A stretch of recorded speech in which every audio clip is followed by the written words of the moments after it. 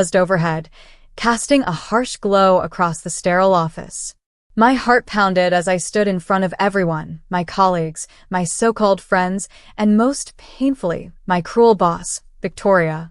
She loomed over me with an air of superiority that made my skin crawl. Her sharp features were accentuated by the cold light, her eyes gleaming with a mix of disdain and triumph. "You're done here," she sneered, her voice cutting through the tense silence like a blade. "And let's be clear, you'll never work in this industry again." Gasps rippled through the room, but no one dared to speak up. I felt the weight of their stares pressing down on me, some filled with pity, others with relief that it wasn't them. My hands trembled as I clutched the box of my belongings, each item a reminder of the years I had poured into this place. Tears stung my eyes, but I refused to let them fall. Not here, not in front of her. Victoria's smirk widened, her lips curling into a cruel smile that seemed to mock my very existence. "Take your things and go," she added, her tone dripping with finality. Every word was a dagger, slicing deeper into my already fragile confidence. The room felt suffocating, the walls closing in as if conspiring with her to crush me entirely. I wanted to scream, to fight back, but the humiliation rooted me to the spot. All I could do was nod stiffly, my pride shattered, and walk out with what little dignity I had left. As I stepped into the elevator, the door slid shut with a metallic clang that echoed the finality of everything I had just lost. My reflection stared back at me from the polished steel surface, pale, hollow-eyed, defeated. Each floor ticked by with agonizing slowness, and with every passing second, the weight of Victoria's words sank deeper into my chest. Asterisk, "You'll never work in this industry again." Asterisk, it wasn't just a dismissal. It was a sentence, a verdict delivered with such calculated cruelty that it left me reeling. I replayed the scene in my mind, dissecting every detail, the way Victoria's voice had carried across the room, ensuring everyone heard her pronouncement loud and clear. Her sneer wasn't just for me. It was a performance, a spectacle meant to assert dominance over the entire team. And they had watched, silent witnesses to my public execution. Some faces blurred together now, but others lingered vividly in my memory. The co-worker who avoided my gaze, the intern whose wide eyes betrayed shock mixed with fear, and worst of all, Sarah, my supposed best friend, who had turned away as though looking at me might stain her somehow. Their silence spoke volumes, louder than any words ever could. They didn't stand up for me, because standing against Victoria came with consequences none of them were willing to face. But it wasn't just about today, it was about everything leading up to this moment. The late nights spent perfecting presentations only for Victoria to take credit. The endless stream of impossible deadlines designed to break me. The subtle jabs disguised as feedback during meetings, always delivered with a saccharine smile that masked her venomous intent. She hadn't fired me because I failed. She fired me because I succeeded too well. My ideas brought results. My work ethic inspired others, and my resilience threatened her fragile hold on power. To her, I wasn't just an employee. I was a rival, someone who needed to be crushed before I overshadowed her completely. By the time the elevator reached the ground floor, anger began to simmer beneath the surface of my despair. This wasn't fair. None of it was fair. But fairness wasn't something Victoria cared about. She thrived on control, manipulation, and fear, and I had become collateral damage in her quest to maintain it. As I walked out of the building, clutching the box of my belongings like a shield, I realized something else. This wasn't just about losing a job. It was about losing trust in myself, in others, in the belief that hard work would be rewarded. And yet, amidst the pain, a spark ignited within me. If Victoria thought she could destroy me, she was wrong. Dead wrong. The next morning, the office buzzed with whispers long before anyone arrived. News traveled fast in our tight-knit industry, and by 9 a.m., speculation about Victoria's latest power move had reached fever pitch. People huddled around coffee machines and water coolers, dissecting every detail of my firing with morbid fascination. "Did you hear what she said?" one voice hissed. "She practically banished her," another chimed in, shaking their head. For once, Victoria wasn't orchestrating the narrative. She was the topic of it. But even as rumors swirled, there was an undercurrent of unease. No one dared say it aloud, but we all knew. Firing me had been unusually brutal, even for her. Something felt off. Then, at precisely 10:15 a.m., the energy in the office shifted. A sleek black car pulled up outside the building, its tinted windows reflecting the crisp autumn sunlight. Heads turned as a man emerged, tall and commanding, his tailored suit exuding authority without trying. He moved with purpose, his polished leather shoes clicking against the pavement as he strode toward the entrance. There was no mistaking the aura of someone accustomed to being in charge. Employees froze mid-conversation, their curiosity piqued. Who was this stranger? Victoria appeared moments later, her usual poise faltering slightly as she approached him. From my vantage point, sitting alone at a cafe across the street, I could see her plaster on her trademark smile, though it wavered ever so slightly. The man barely acknowledged her greeting, brushing past her with an air of indifference that sent ripples of tension through the glass doors. His presence demanded attention, and the entire office seemed to hold its collective breath as he disappeared inside. Minutes passed, and then chaos erupted. Phones buzzed incessantly as frantic texts flew between former coworkers. Someone had overheard snippets of conversation. Acquisition, merger, new ownership. Panic spread like wildfire. Victoria, who had always ruled with an iron fist, suddenly looked small, her confident facade crumbling under the weight of uncertainty. By noon, the truth became undeniable. The company had been sold overnight, and this enigmatic figure was now the owner. For the first time in years, Victoria wasn't the one calling the shots. The boardroom door swung open with a force that made the glass panels shudder. Every head snapped up as the new owner entered, his imposing figure silhouetted against the bright hallway light. His piercing gaze swept across the room, lingering briefly on Victoria before settling on the rest of us. The atmosphere crackled with tension, a palpable mix of fear and anticipation. Chairs creaked as people shifted uncomfortably, their eyes darting between him and Victoria, unsure of what was about to unfold. "Good afternoon," he began, his deep voice cutting through the silence like a blade. "I'm Alexander Kane, and as of this morning, I own this company."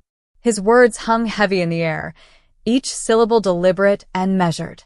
He didn't raise his voice, but there was an undeniable authority in his tone that commanded respect, or perhaps obedience. Victoria's jaw tightened visibly, her knuckles white as she gripped the edge of the conference table. Alexander's gaze finally locked onto hers, and for the first time, I saw a flicker of genuine fear cross her face.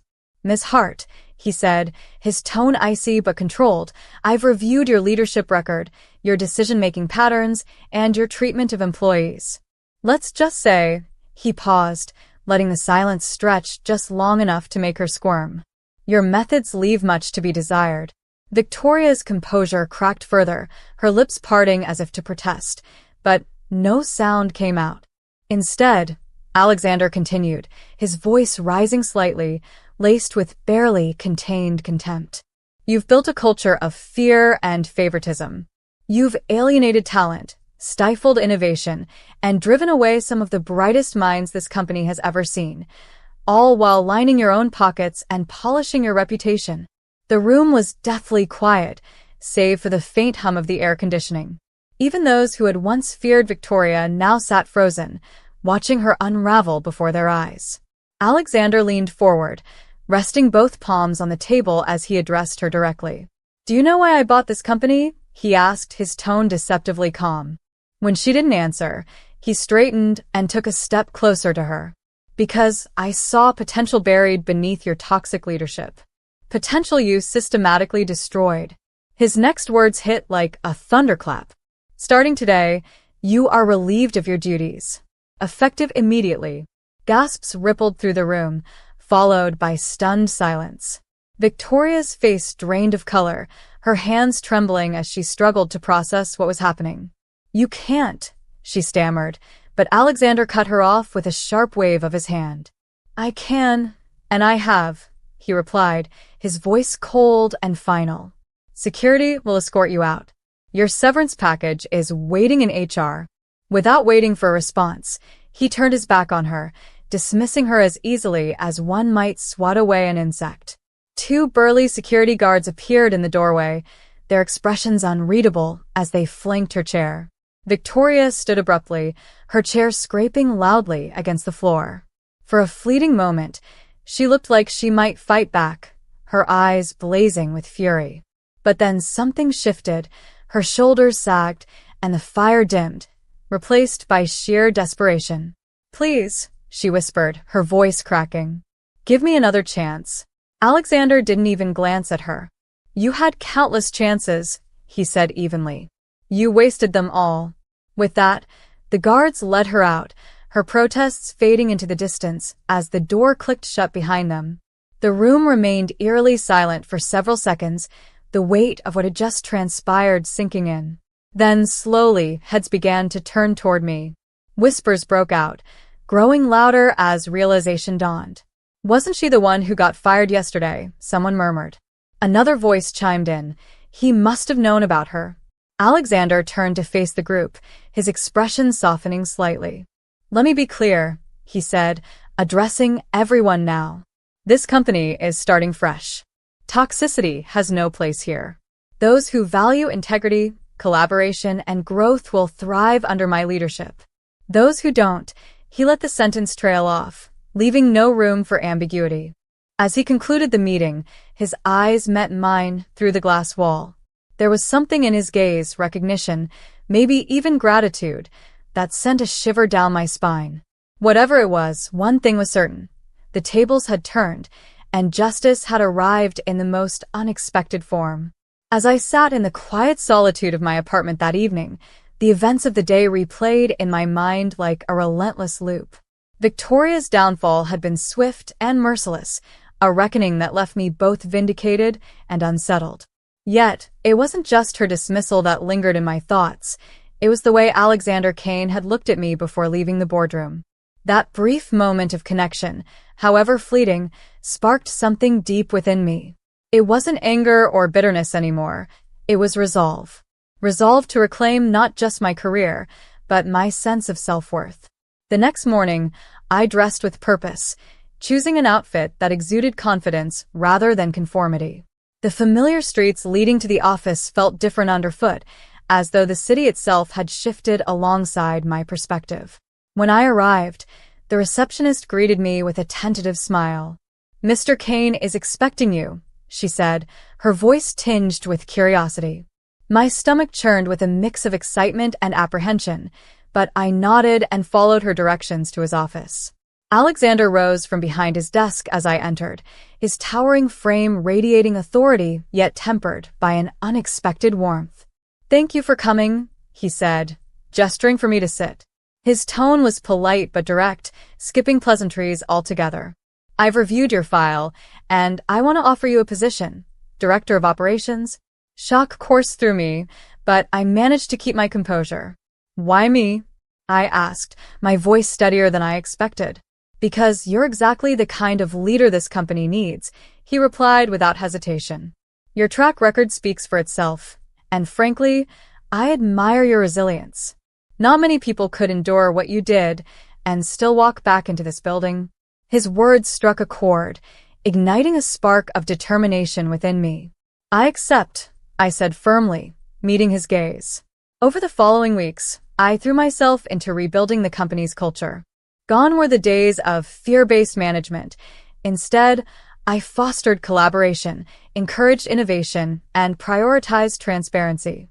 Teams flourished under my leadership, their creativity unleashed by newfound freedom. Colleagues who had once avoided eye contact now sought me out for guidance, their trust slowly returning. But the journey wasn't without challenges. Old habits die hard, and resistance bubbled up from unexpected corners. Former allies of Victoria whispered doubts, questioning whether I was truly capable of filling such a pivotal role. Doubts crept into my mind too, late at night when exhaustion set in. Was I good enough? Could I live up to Alexander's faith in me? One particularly grueling day, after hours spent mediating conflicts and strategizing solutions, I found myself in Alexander's office. "You're doing remarkable work," he said, leaning back in his chair. "But you look like you're carrying the weight of the world." "It's not easy," I admitted, my voice tinged with frustration. "Some days, it feels like I'm fighting ghosts, hers, mine, everyone's." He nodded thoughtfully. "Change is never easy, especially when it challenges deeply ingrained systems. But remember this, progress isn't linear. What matters is that you're moving forward." His words resonated deeply, anchoring me during moments of doubt. Slowly but surely, the company transformed, not because of me alone, but because I empowered others to believe in themselves and in the possibility of something better. And as I stood in the newly renovated workspace months later, surrounded by smiling faces and buzzing energy, I realized I wasn't just rebuilding a company. I was rebuilding myself. Months later, I stood on the rooftop terrace of the company headquarters, the city skyline stretching endlessly before me. The wind tugged gently at my hair as I gazed out over the bustling streets below, a sense of fulfillment washing over me. The transformation of the company was complete, not just in structure, but in spirit. Where once fear and resentment had festered, collaboration and innovation now thrived. Teams worked seamlessly together, fueled by mutual respect and shared goals. Employees no longer tiptoed around authority. They embraced it, knowing their voices mattered. It wasn't perfect, no workplace ever is, but it was alive in a way it had never been before. And so was I. Gone was the woman who had walked out of that elevator with her head bowed, clutching a cardboard box like a lifeline. In her place stood someone stronger, surer, and unafraid to take risks. Leading the company's revival had taught me more than just how to manage teams or navigate corporate politics. It had shown me the power of resilience. Every challenge I faced, every obstacle I overcame, had chipped away at the lingering doubts Victoria had planted in my mind. Now, I saw them for what they were, lies meant to keep me small. Alexander joined me on the terrace, his presence grounding yet unobtrusive. "You've done incredible work," he said, his voice warm with sincerity. "Not just for the company, but for yourself." I smiled, feeling a rare moment of peace settle over me. "It wasn't just me," I replied. "You gave me the opportunity when no one else would. That meant everything." He shook his head, his expression thoughtful. "Opportunities are meaningless unless you seize them. You seized yours, and then some." We stood in companionable silence for a while, the city's hum providing a steady backdrop to our reflections. Finally, I turned to him, my voice steady.